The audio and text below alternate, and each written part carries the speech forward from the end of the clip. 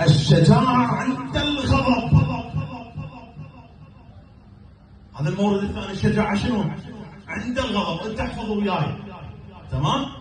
يعني شلون مثلا عند الغضب؟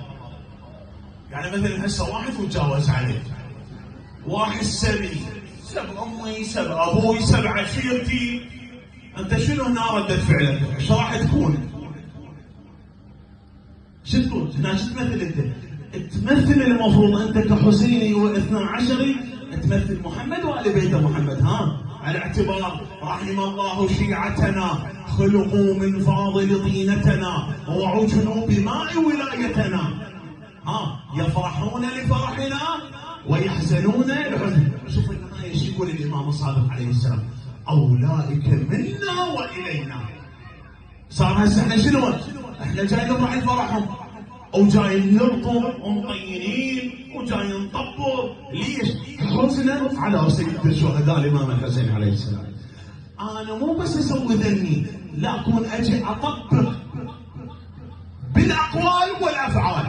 يعني واحد يجي للإمام الباقر عليه السلام، شو يقول له؟ يقول له أنت بقرة. جاوز عليه، يقول له أنت مو الباقر، لا أنت بقرة. وحاشا الإمام. الإمام شنو كان جوابه؟ طقه؟ لو وداه أقواما؟ لو شغل في كيسيات علي والبنادق وزرفت الدنيا وناس ما تدري صار بها ما صار وتحرقت البيوت، مثل اللي جاي يصير عندنا مناطقنا الشعبيه للاسف الشديد. قال له غفر الله لك. قال راد يضوج الامام بعد ايش قال له؟ قال له يا ابن الطباخه. قال له تلك حرفتها، المراه تطبخ، هاي حرفتها. راد يضوج.